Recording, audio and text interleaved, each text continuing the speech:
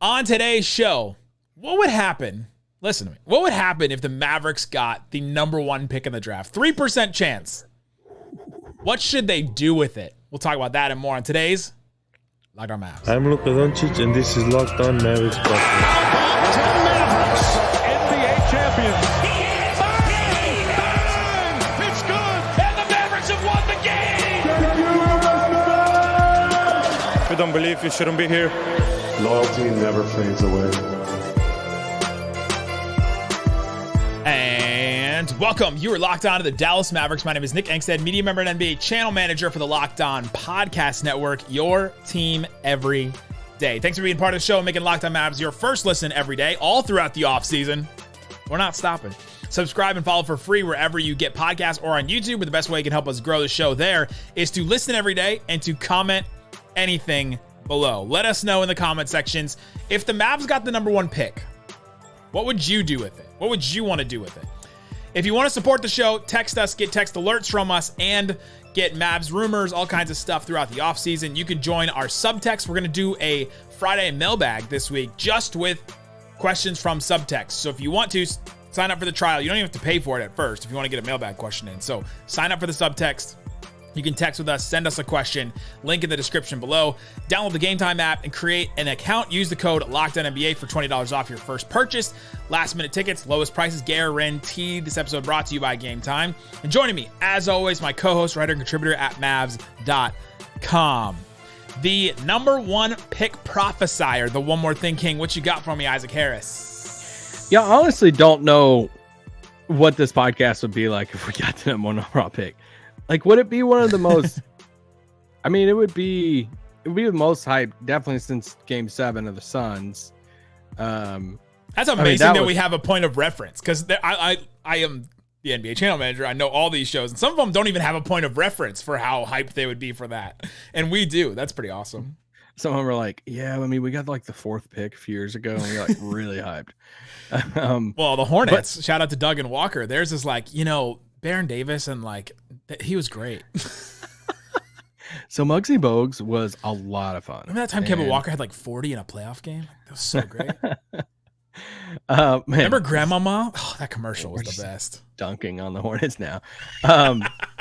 But honestly, though, we're going to talk about all the possibilities, but for Dallas to jump up, from they're at the 10th spot now, for them to jump up to 1, not only would we just be off the rails for this podcast, but it would just be the biggest like jolt of energy for this franchise that's in like a weird spot right now.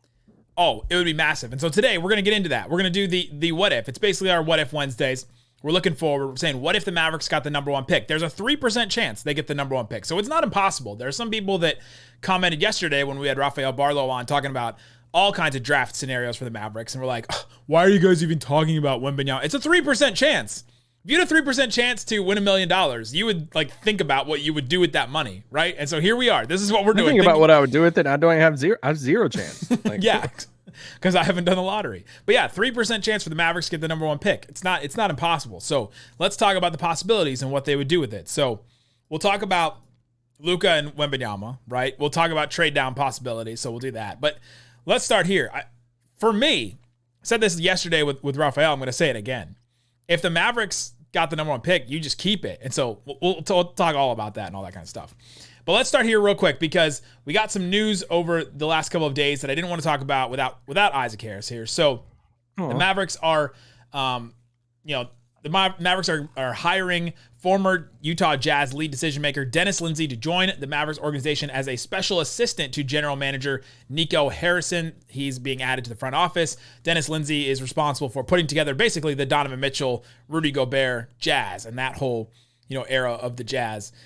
He was there for a long time. He also worked in some other front offices before. And so this is the Dallas Mavericks trying to bolster their front office to add some experience to Nico Harrison, Michael Finley, and that whole group. Yeah, I love it. I love them adding Lindsey to the group. It's kind of like, I kind of wish they would do it with the coaching staff, add a head coach, a past head coach with experience to Jason Kidd's coaching staff. Yeah. They leaned really hard into relationships, a few years ago with the Kidd and Nico hires. And we all know, I mean, at least Kid's been a head coach before. You know, Nico hasn't been a general manager before this. And, you know, he's doing his thing. And to add somebody to the front office alongside of him that has been there, done that.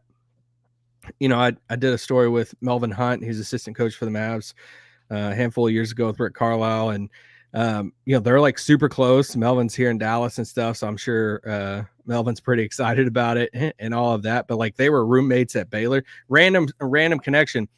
Melvin Hunt, Dennis Lindsey, and David Wesley, shout out to the Hornets. Wow. All three were in the same backcourt at Baylor together. And Melvin Hunt and Dennis Lindsey were roommates at Baylor and like best friends and stuff. And then they all, of course, went to the league, various forms and roles throughout the NBA and stuff. But yeah, I'm all down for it. I like it. I like adding experience alongside Nico. Yeah, I think adding experience is great. There was in his past an investigation into Dennis Lindsey on a potential racist comment he made to a Utah Jazz player. That was investigated by the league and others, and they couldn't find any like significant evidence in that. But that's something that has happened from his time with the Utah Jazz, which may lend itself to know why he hasn't been in another front office like that. But something that Mark Stein said in his story about it was he was in consideration for the GM job alongside, you know, Nico Harrison, those guys, in his story of like, and they obviously went with Nico a few years ago. So there's obviously a prior relationship there with, you know, front office, Mark, whoever it is. So yeah. Yeah. So we mentioned that. And also in that story, you know, sources told Mark Stein that Nico Harrison had been looking for an experienced sounding board to join the Mavericks in a consulting role dating back to last offseason. Goes back to the question I asked Nico in his exit interview this year is what's something that you wish you knew before this, like when you started that you know now, and maybe he's learning now. I would like some experience around me. It takes people that have been there before to know what to do in certain situations. And so I think this is a positive for the Mavericks organization. All right, let's talk about what the Mavericks would do if they got the number 1 pick. 3% chance. And to me, I start here. You just keep it. I keep the pick. You'll give me all the trades and all the things later that you have cooking up. We'll talk about those later. But if I have a 3% chance, or if they get the number 1 pick, it's a 100% chance to put Luka and Wembanyama together. Like that's a generational. I don't even know if that's generational because Shaq and Kobe, it wasn't a sure thing because Kobe was not necessarily the sure thing coming out of the draft. But like it would just be such a sure thing of these two guys. And the versatility, the things that Luka and Wembanyama could do together, it just would change so much. And like you said, give this Mavericks fan base and the Mavericks themselves just such a boost because he can defend the rim and he can shoot from 3. He can switch on defense. Like he can do all the things that you would want a guy to do. He can handle the ball too. And like, there's just so many things that he could, like you just check off so many boxes just with one guy. Yeah, I mean, I would probably say Grady Dick with first overall pick, but I'm just kidding. Nice just kidding, guys. Penetrating thrust to the middle. Kansas, outside shooter. No, I mean, like you said, he's 19. Lucas Sigh. If you compare those two guys together, I mean, he would be a perfect fit next to Luka. Imagine him with the ball with Luka as the screener. That would be a lot of fun too at the same time. You know, if you compare those guys, and it's also, I mean, you don't want to say this either, but a little bit of Luka insurance, like, you know, if for some reason down the road that, you know, Luka decides to go elsewhere, you at least still have a generational, you know, superstar. At what point would Luka be driven to leave the Mavericks if they got Wembanyama? I don't know. I mean, there is when you look at these prospects that are this tall, you can't ignore the injury history of it. For sure. Like you can't ignore, and he even has a couple injuries. You know, you look into some of his, you know, injuries in the past before now that it's like, all right, well, it's not like it's just a clean slate. But what he can do at his size is something we've literally never seen before at 7'3". So I'm with you to an extent that you take it. Although I will say this, I'm a huge Scoot fan. Like I love Scoot Henderson's game, and I think Scoot's going to be good. I wouldn't take him over. I was going to say, would you even consider? No. Yeah. So let's not even talk about it. Victor's entered the realm of like Zion, whoever it is, of like, you just got to take him. LeBron, like, yeah. Yeah, you got to take him, and you don't want to be that GM that passed up on Victor Wembanyama. You can't be that guy. Coming up, let's talk about more about that possibility of pairing Luka and Wembanyama together. And then we'll talk about some trades the Mavericks can make. But before we do, let me tell you about the Ultimate Pro Basketball GM. This game has dominated my phone. So much so that I had to have like an intervention and stop playing it for a little bit because it is so addicting and so fun. The Ultimate Pro Basketball GM game. It's a game where you basically take your team and you start at nothing. You have 0 things. You have the number 1 pick and you have like a team that's not very good, coaching staff not very good. You have to build it all up from nothing. You do trades, you do free agency, you work on contracts, you train players, do all that kind of stuff in a game that's a mobile game that you can just carry around and pick it up and put it down whenever you want. It doesn't have any kind of timing element with it. So you decide when things move forward. I love that about a mobile game because sometimes I'm just sitting waiting for something else to happen, waiting for a call, waiting for Isaac to jump on to do, Locked On Mavs, whatever. And so check it out. Our listeners, the listeners Locked On Mavs, get 100% free boost to your franchise when you use the promo code Locked On. That's all caps, one word, Locked On in the game store. Make sure you check it out and download the game. Visit probasketballgm.com. Scan the code or look it up in the App Store. That's probasketballgm.com, the ultimate pro basketball GM game. Start your dynasty today. All right, Isaac Harris, let's get into the possibility of the Mavericks getting the number 1 pick. And we've talked about the Mavericks just keeping the pick and having Wembanyama. That is just just an incredible scenario. If the Mavericks did do that, if they did get the number 1 pick and they do get Victor Wembanyama, what's the path? Like, what do you see happening after they draft him? Like, let's just dream. Like, what would happen in year 1, you think? I'm fascinated to see what position he plays, because you could convince me that he, how do other teams guard him? Do they try to do the Porzingis stuff? Do they try to put the bigger wings on him and kind of push him, get really physical with him? Does he play a 4? Is he bulky enough to play a full-time 5? Does he play alongside of a guy like, Steven Adams or another big out there? I would just be, if they did get him, I would be fascinated to see what their first big man move would be. Is it do they go and try to get a big body guy, or do they say, oh, okay, let's throw him out there with Maxey and, a bunch of shooters and stuff like that? That would be, because you get Victor. I mean, does that factor in anything for Kyrie? I don't know what Kyrie wants, but to get Luka, Kyrie, Victor Wembanyama going into next season, it's a pretty good start. Pretty good 3. I would be interested in that too. I'm fascinated to see where he would play and how much it would force Jason Kidd's hand, because we've seen him with young players that he doesn't want to push it too much. He doesn't seem like there's a trust with young players yet to just, all right, we're going to put you. Yeah. Well, he would be different. There's no way. But he would be different, like you're saying. Yeah. Yeah. He would have to. He's starting day 1. You're not treating him like a Jaden Hardy. No, you're not. Number 1 in his class though. But yeah, you're treating him differently, and I would be curious how Kidd would handle it, and just how they would use him. Would they run play? They would probably have to run plays for him, or they would have to just run pick and roll, pick and pop all day with him and Luka. That would just be an unstoppable thing. But yeah, so it's a 3% possibility. But for me, you just get the pick, you draft him, you just run with it, because there's just no other better scenario that you can convince me. But now, Isaac Harris, would you like to convince me of a package that the Mavericks could trade for? If they do get the number 1 pick. 98% of the trade possibilities ends with you just taking Wembanyama. There's no other prospect you debate on that. When you look at trade down stuff, there's not a ton. I'm gonna throw at you some trade down possibilities in a little bit that you probably shoot down, but hopefully some of the people might listen about it. But let me ask you this question: how many players across the league would you trade the pick Wembanyama straight up for right now? Because I'll tell you, I have 6 players. 6? I do. Interesting. Okay, give them to me. Giannis, Jokic. Sure. Yes. Wait, did you pause on Jokic? I did pause on Jokic. I think, I would do that. Yeah, I would too. A Luka Jokic combo would just be so interesting, because they're the 2 players that I'm watching right now, especially in the playoffs, watching some of these guys. Okay, can you win if your best player is not necessarily a good defender? Yeah. Okay, well, if you paused on Jokic, you're really going to pause on these next four then. Jason Tatum.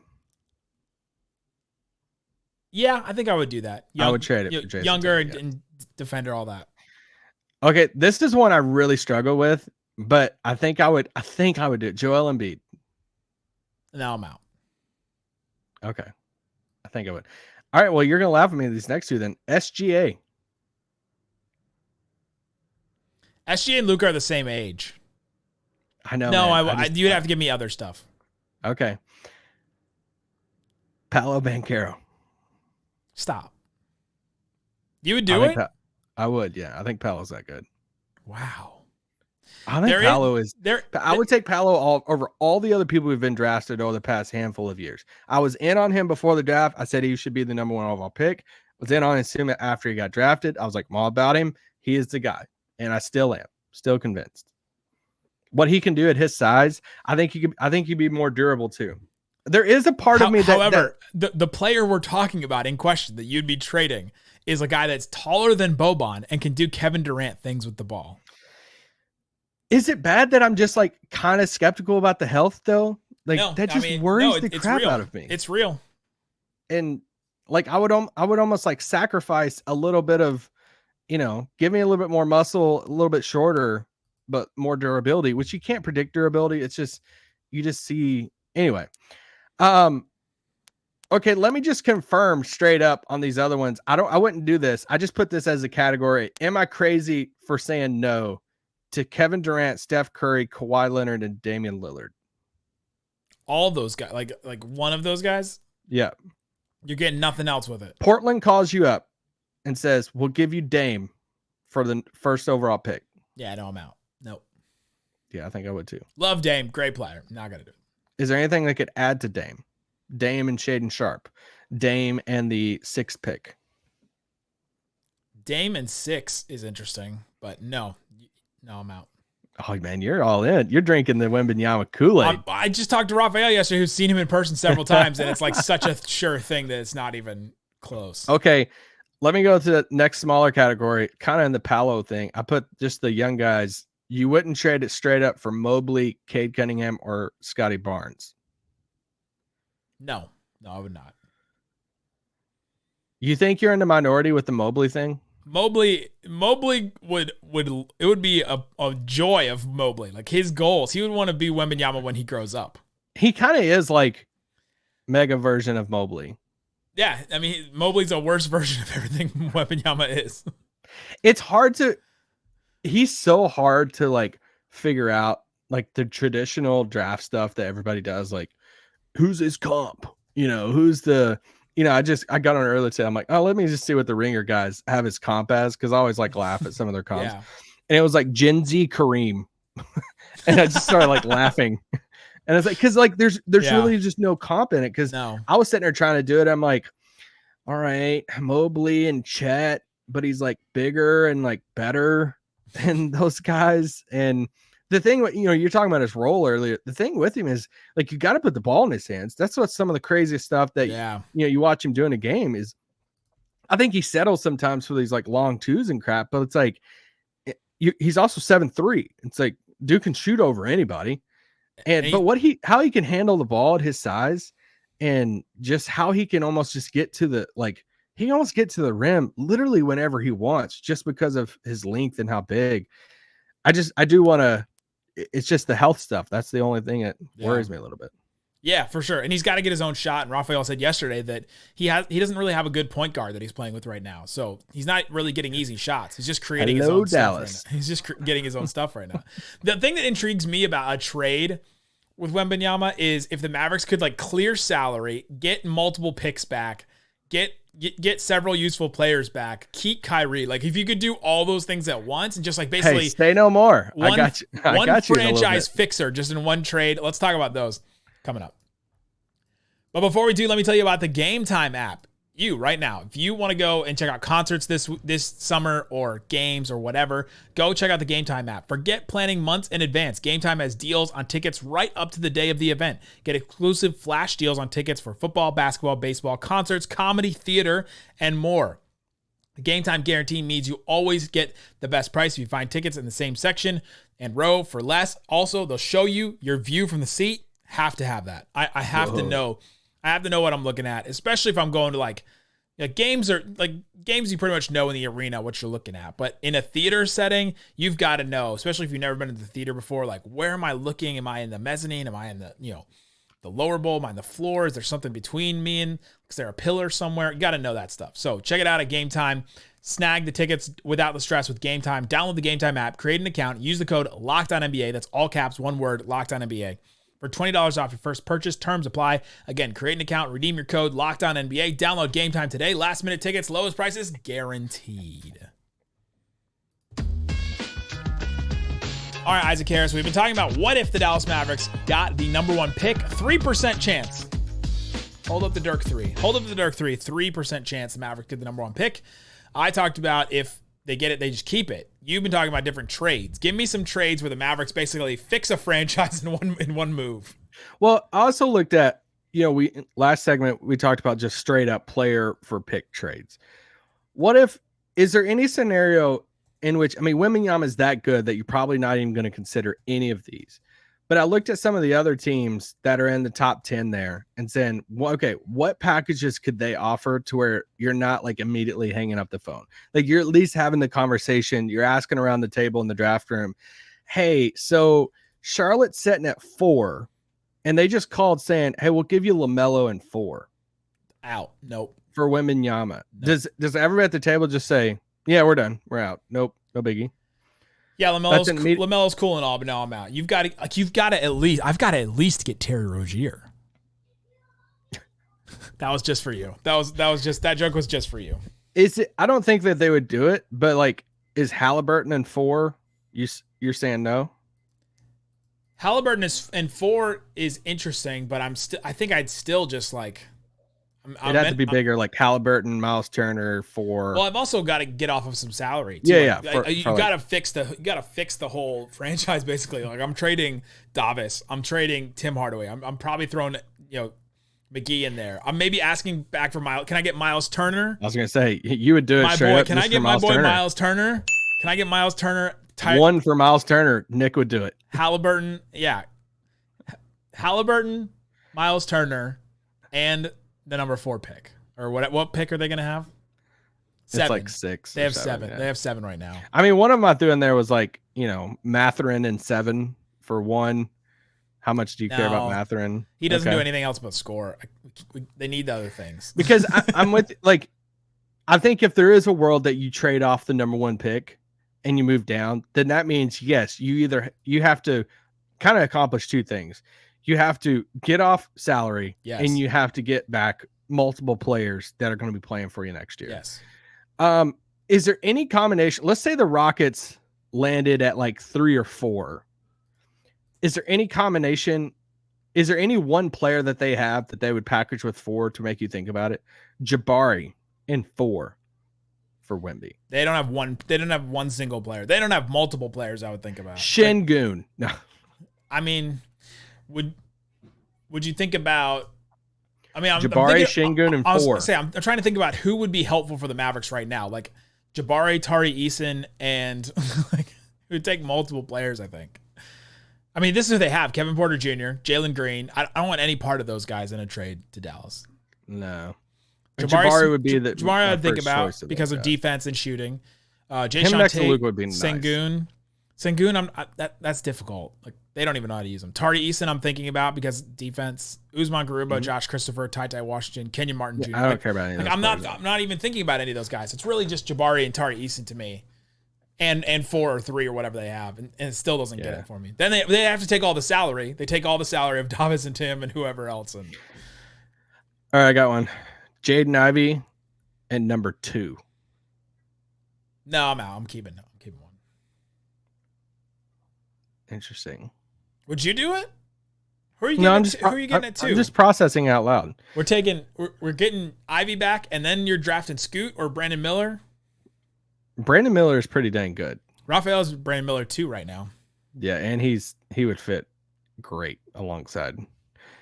I think he's like I don't know, Gen Z Paul George. That's the new comp. Is just Gen Z's version of something. Is Paul George millennial? Yeah, he's with us, right? All right. Okay. I don't think Orlando would do this, but Franz Wagner in 6. No, who am I getting at 6? One of the Thompson twins or Jarris Walker? No, I'm out. I like Franz, but you're talking about a generational player. No, I agree with you. I'm not saying I would do all of these. I'm just saying these are ones that like I think Franz would be amazing next to Luka. Yeah. And I'm like, And it's gotta be multiple win now players back too. Okay. So let me ask you this one. So Orlando has the 6th pick, and then they get the 11th pick from the Bulls. Markelle Fultz, Wendell Carter, 6 and 11 for 1 Hardaway and Bertans. Man. So you're talking they get a center. You get Wendell Carter, you get Markelle Fultz, which if you haven't been paying attention, he's been great. He'd be, if they bring back Kyrie, then he's the third ball handler that the Mavericks have wanted for a long time off the bench. He'd be perfect. And you also still get 6 and 11. 11, yeah. Who you can then package to like Indiana or something for Miles Turner. And then you get off the money of Tim and you 6 and you get off of that money. Then you have 6 and 11 that you can trade for wings. Go get some wings. Can you win with Luka, Kyrie, and Wendell Carter as the center, and then 2 like really good wings? Yeah, I don't know how I fully feel about Wendell Carter. I didn't like the pre-draft comp of Al Horford whenever he came out. I mean, he's had a better year in Orlando this past year. He's been good the last 2 years, but I just haven't been he hasn't played a lot. He's struggled staying on the court for sure. We know the Mavs liked him. We know the Mavs wanted to draft him before, but that's a different front office at this point. Yeah. I'm really curious about the Portland one, though. Of kind of looping Dame back into it. Of like Dame 6 for like Wemby, Bertans 10. So then you're just punting on Kyrie. Then you're just like, because we just saw what Luka and a really good point guard, can do together. It was not great. It was not good. Overall, I think Lillard would be different than Kyrie. I think that's a different level of leader that the Mavericks have needed. But if you're talking that, then like they don't even have players that would win now for the Mavericks because oh my gosh, just forgot his first name. Jeremy Grant's a free agent. Nurkic is not fixing anything. I mean, he's fixing rebounding for the Mavericks, but he was bad for them this year. Yeah, the point of all this is like it would take something pretty crazy for you to trade the number 1 pick in this type of draft with Wembanyama. But I think of the players, like the single players that I listed off of, like the Giannis, Jokic, Tatum. I think the SGA one is kind of fascinating. Of like, could you see OKC just saying screw it?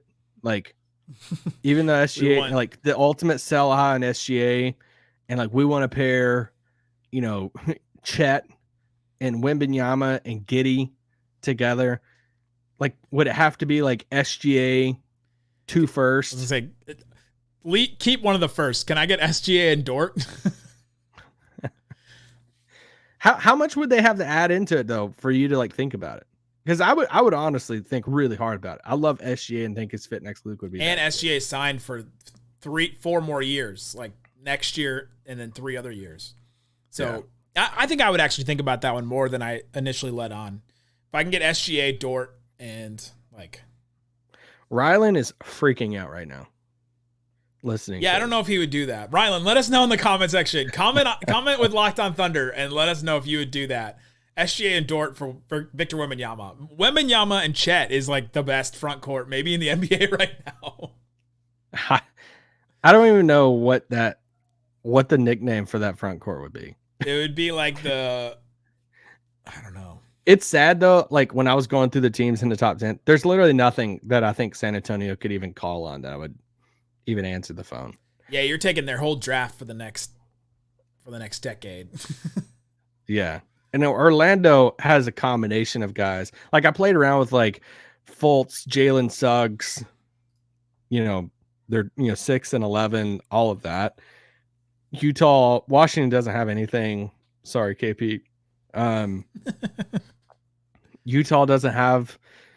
I mean, they have draft picks, but if you trade a Wembanyama, you're wanting win now. Like you're only trading it to like increase your championship odds right now for Luka. Yeah. And why the list I think is so as small as it is too is because Luka is still so young. To where like if Luka was 3 years older and we're like last year of Luka or like we're something like that, I think you really do have to think long and hard about like a Wembanyama for Steph, something like that. If it was like on the table, because like you're on the like final finish line of keeping a guy here, like, yeah. And if you're confident that would, win you a title or get you in that title game, I think you got to really think about it. But he's still so young. If you could package Wembanyama with Luka right now, it would take an insane, crazy one player type package for you to even think about it. There you go. Let us know in the comment section below. What would you do if the Mavericks got the number 1 pick? What would you do with the pick? Go check out the Locked On NBA show. Locked On NBA covering playoffs all the time. I was on with Howard Beck on Monday, so if you want to go listen to that episode, go listen to Locked On NBA Big Board and all that. We'll be back with Howard Beck on Thursday, so be here tomorrow. Check out that episode. Should be good. Guys, thanks so much for listening to Locked On Mavs. Peace out. Boom.